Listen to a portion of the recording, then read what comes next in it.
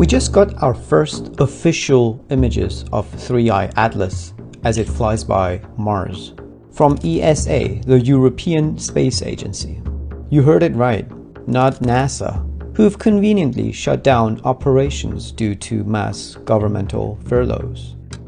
Now, just to be clear, the viral image from a couple of days ago is not 3I Atlas.